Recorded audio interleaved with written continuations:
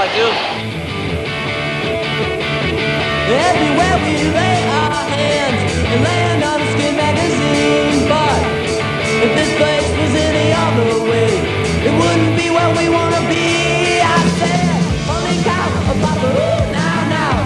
Susie Quattro's no kind of dog, and even Steven's got to cross his legs. Turn the triangle light on, man. With love, we love the love revolution. A new love course and folds. You get $1,000 for a kiss and 50 cents for your soul. Spider says 2 cents, a Big Mac hates James Joyce, and Ma says we're out of beer, and the bodega's almost closed. I said, holy cow, oh papa, woo, now.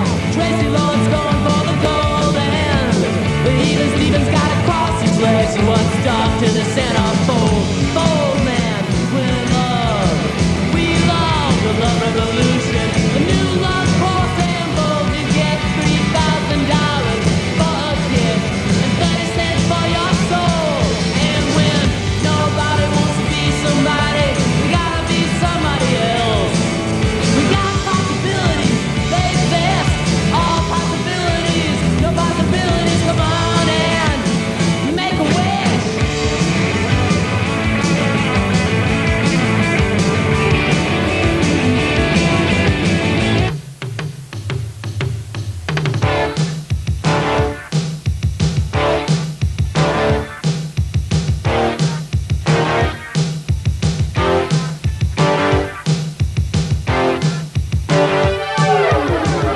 In the wild two-wheeled world of bicycle freestyle, there is often a fine line between amateur and pro.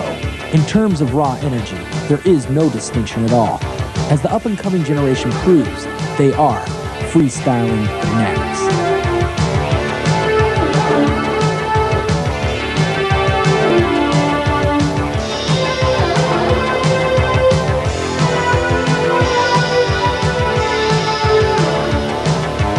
I like getting to the point where I think I can't ride anymore and then go and ride some more.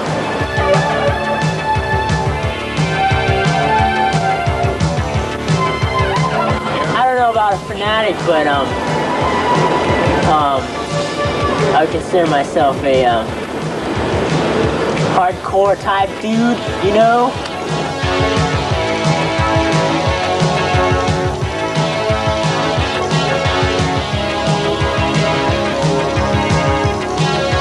I'm 16 years old, and by the time I'm 18, I'd like to turn pro and, make a living at it if I can. I just want to have as much fun as I can and help the sport grow, teach other people about it, maybe help them learn tricks too, just spread it around.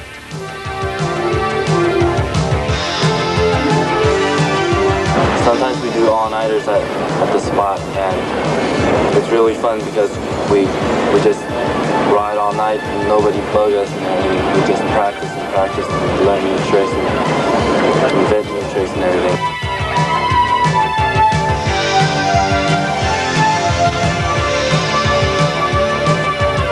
Your own imagination takes place on a bicycle.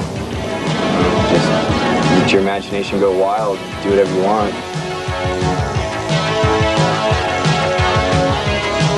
Trying to top the pros would be probably the most radical aspect.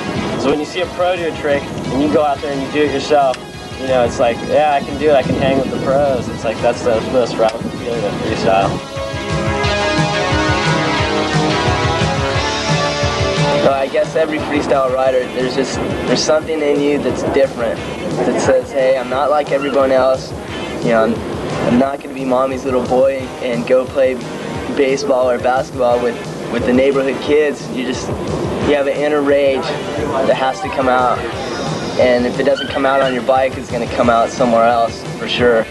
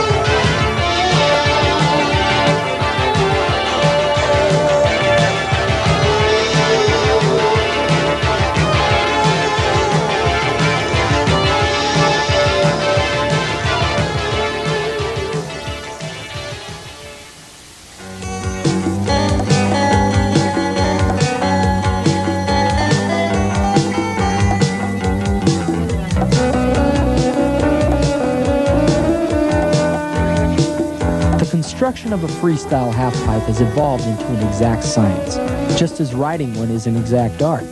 This is not to say that a top rider like Josh White can't adapt to a skateboard ramp, but ideally, a biker ramp, it should be maximum of 9 feet high. Any higher than that, and it gets a little too large for the wheel diameter.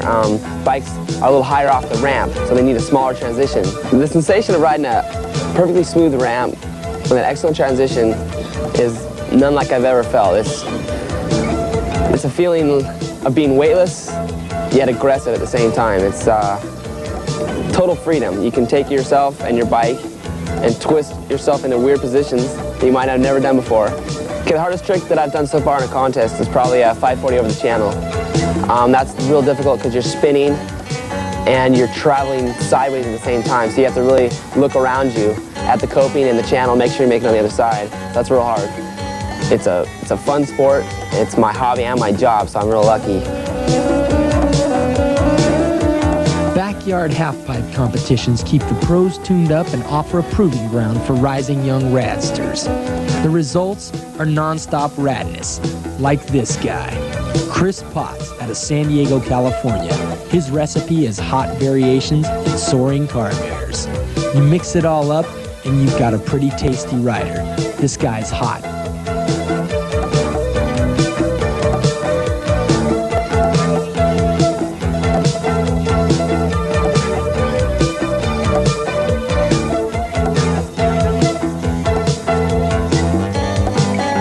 Although best known for getting big air off of quarter pipes, Dave Volker is also a major threat in the halfpipe competition, like this one at the home of contest promoter and pro freestyler Ron Wilkerson.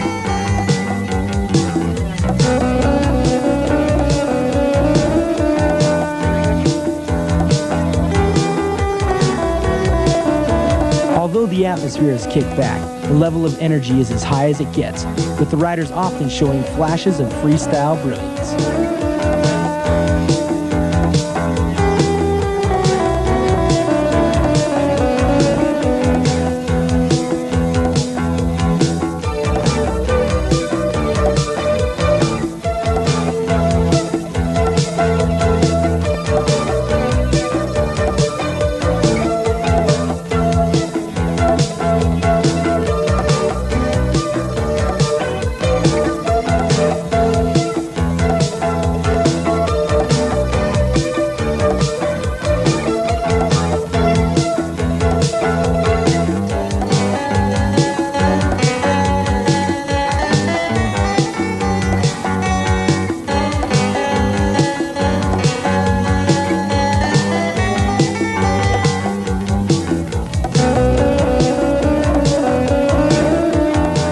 Oklahoma's Matt Hoffman is living proof that that state is okay. Matt figures if you push a little higher, you can get 2 or 3 variations for the price of 1.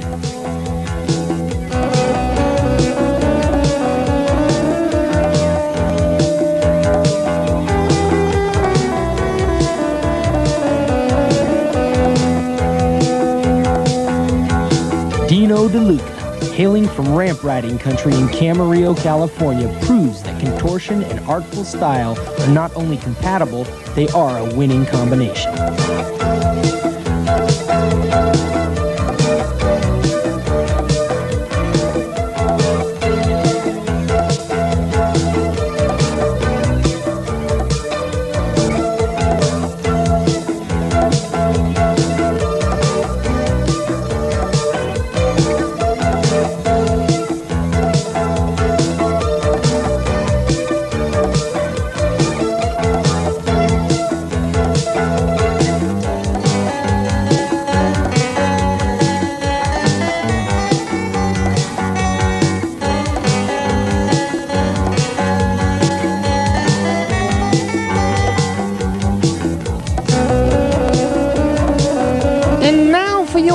Enjoyment, great moments in modern freestyle, where famous celebrities discuss infamous events.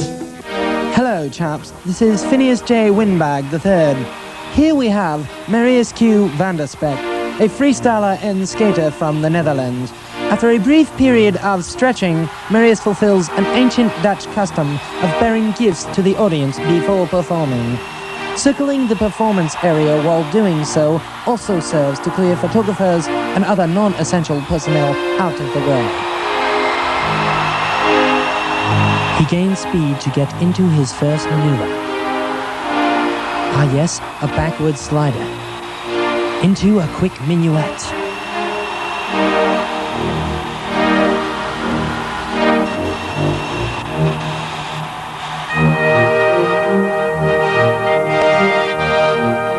Upper body strength has always been important to the men of the Netherlands. Marius demonstrates both strength and fitness with this move. Later, he confessed that a wasp had landed on his top tube and he wouldn't come down until it flew away.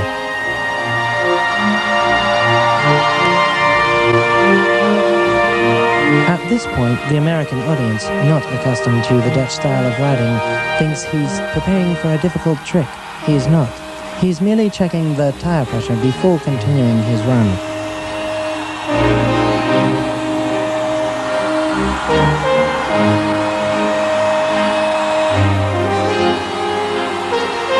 The next trick might appear to be an ordinary windsurfer. However, note the fingers and eyes. Marius is actually attempting to hypnotize both audience and judges. As a result of this, 14 people, including one official, went berserk, began making animal noises and had to be removed. Marius evaded misdemeanor charges by claiming diplomatic immunity.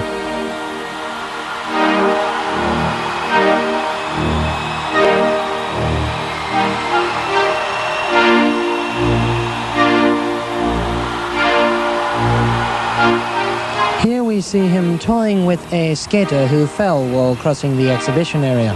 The skater attempts to save his board, but Marius is too quick and snatches it away.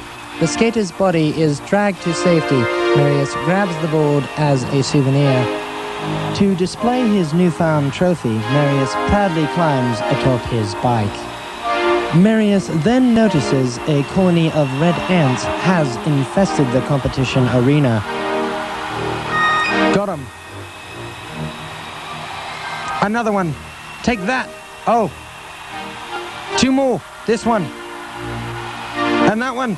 And Marius raises his fists in triumph after subduing the dreaded insect scourge. Dr. Von Cycle here, and next we have one of the eeriest events ever recorded. Psychic experts claim that the alter ego of Brian Blyther took over the body of Ron Wilkerson. You be the judge. I like them, just a lot of them, they're all different transitions. You know, a couple of them really have a lot of burn, some don't, so it's kind of hard to get used to them all. Well, are we going to get to see some of that smooth style we know so much about? I hope so. I'm going to try. What can we look for? Just trying to do my best. High airs. You know, you're currently sitting in 3rd place in points. Do you look to move up? Well, it depends on this contest today. It depends on who wins it, pretty much. Wins the overall for the ramp class for this year. Who's the competition and how do they look, you know? Everyone in the class is competition. Anybody can win it. Yeah, well, what about, I understand Mike Dominguez is, top dog right now. Do you think you can wail on him? Do my best. Just whoever has a good day. All right, well, we hope you do, Brian. Good luck. Thanks a lot. Hello, this is Poindexter. Here we have the strange case of Chris Dachi and her magic bag of tricks. A one-time Olympic hopeful gymnast from the country of Luxembourg, Chris was injured in a mishap on the uneven bars. This is Felix. Radio. Well, her doctors naturally prescribed bicycling as a form of therapy. Living in the small town of Peninsula Luxembourg that prohibits television, movies, books, dancing, bubblegum, and social gatherings.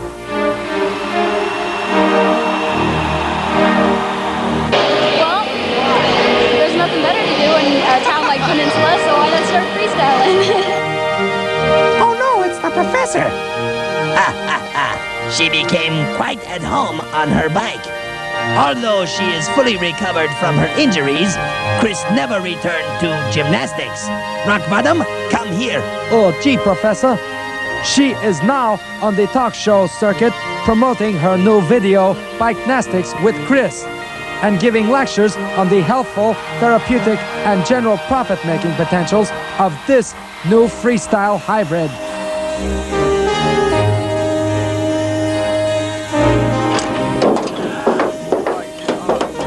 This is Walter Cronin.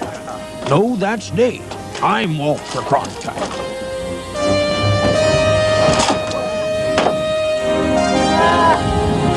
This is Brian.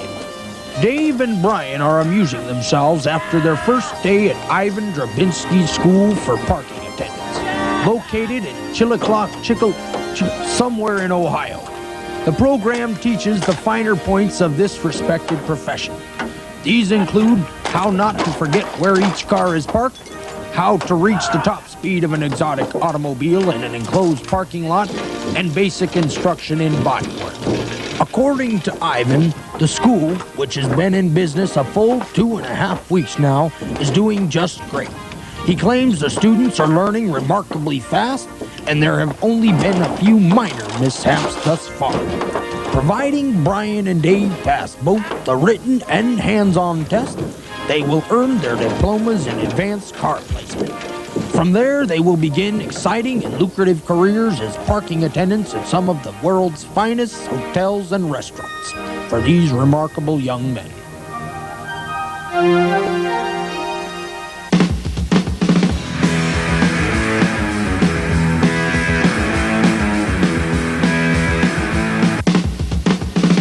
Ladies and gentlemen, last year this young man was the Masters champion.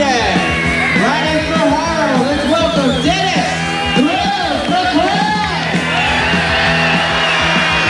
In his rookie year as a pro, Dennis the Real McCoy shocked the freestyle world by winning 2 of 3 pro titles available, taking the Pro Flatland and Pro Overall crowns in the AFA Master Series. He returned the following year to claim the Pro Overall title once again. You know, you're from Kansas City, Missouri. What kind of practice stuff do you do? We practice a lot. We just usually ride in the winter Flatland in like an underground parking garage, and on ramps we get a little practicing in the winter. On halfpipes, just brush off the snow and ride the ramp. But yeah, we practice a lot.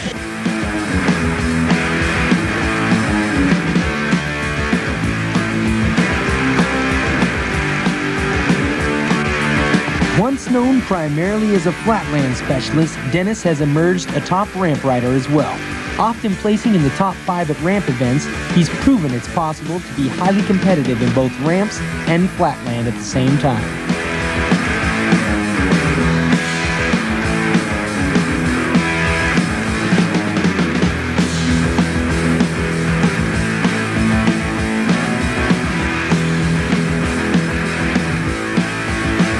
One of the recognized originators of freestyle, R.L. Osborne, continues to be a top competitor nearly a decade later.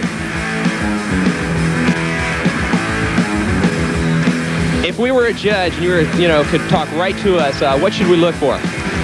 Consistency, excitement, difficulty of the tricks, maybe a little bit of originality, what's new and what's happening, like all the things you see. A little bit of trendiness too, that's always something, to see something to judge against. Beyond his freestyle exploits, RL is a successful businessman. He invests heavily in real estate and has managed to capitalize on his good name.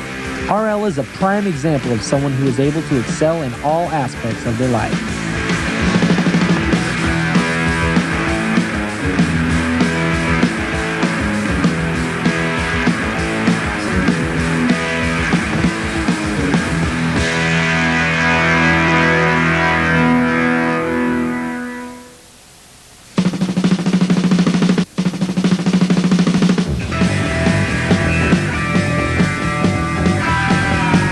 Another freestyle legend is Mike Dominguez. His laid-back attitude and incredible natural ability always make him a crowd favorite. What's the worst wipeout you ever had? Worst wipeout? I don't know. None bad yet. Maybe tomorrow. Mike has the uncanny ability to figure out just what it'll take to win, and then go out and do it. Always keeping one step ahead of the competition, he ranks as a former skate park champion and 2-time #1 ramp pro in the AFA.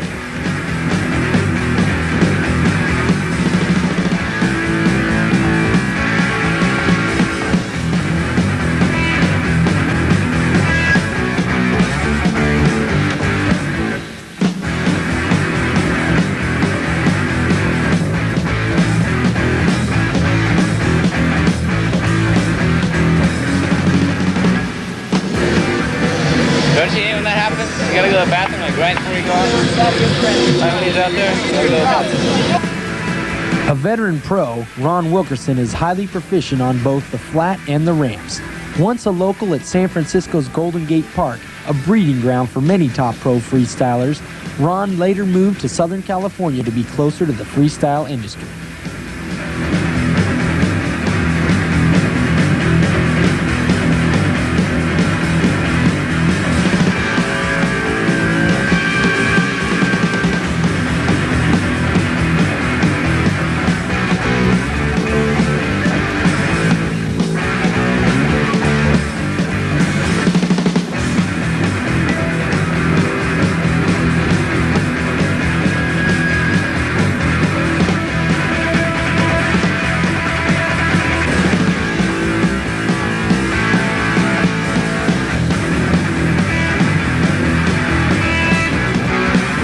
Along with practice, competition, and touring, Ron still finds time to promote his own national halfpipe contest series.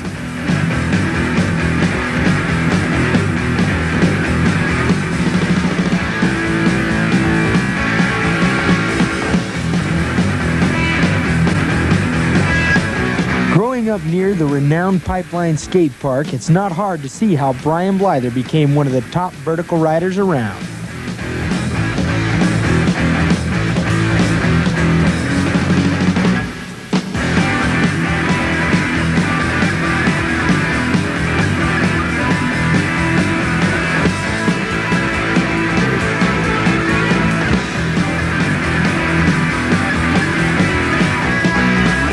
Establishing himself in skate park competition, Brian went on to become a dominant force in quarter pipe and half pipe events. Although he holds a world record for the highest air, he's best known for his ultra smooth riding style.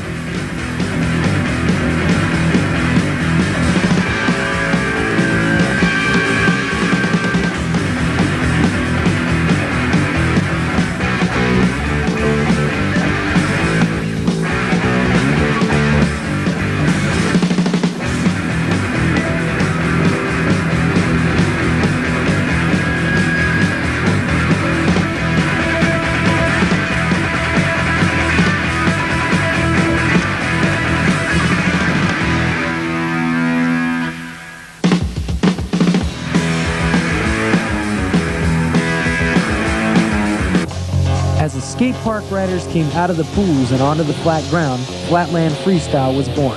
Bikers borrowed from skateboarders to come up with the first moves. Flatland gained its popularity because it could be done anywhere. It wasn't limited to skate parks or ramps.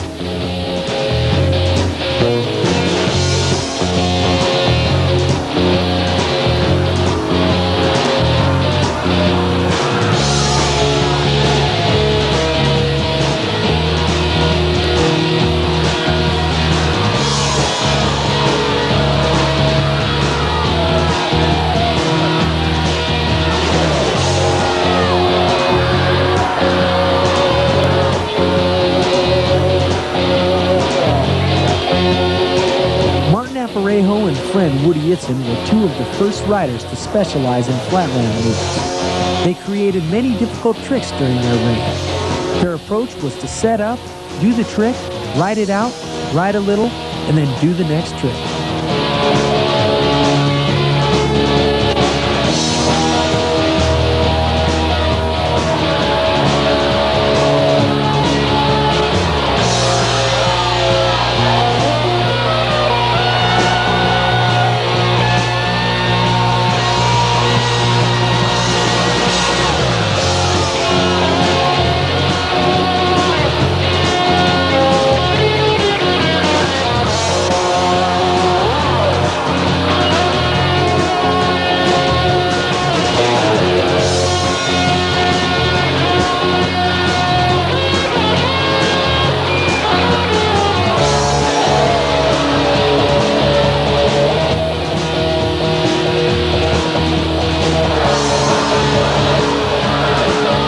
Going into a trick called the Miami Hop Hops. Ironically, Mike Sorrell, the photographer in the background, is credited with inventing the no-handed and the bar-spinning variations of this particular move.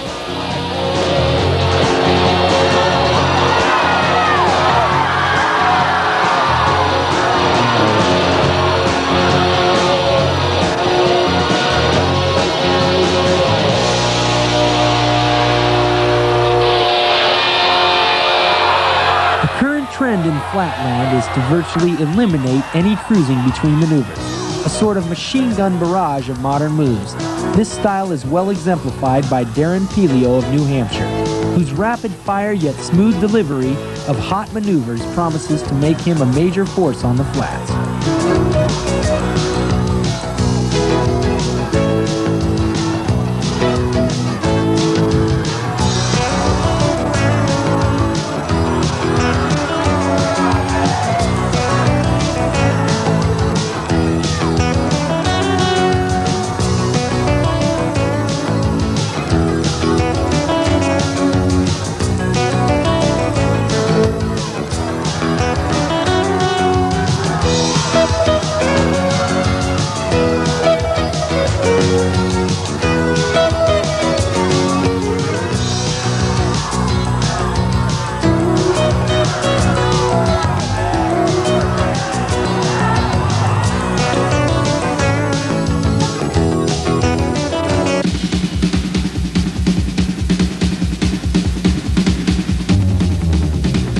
Ron Wilkerson's two-hip contest series may be about as fanatic as freestyling can get, or is this just the tip of the iceberg?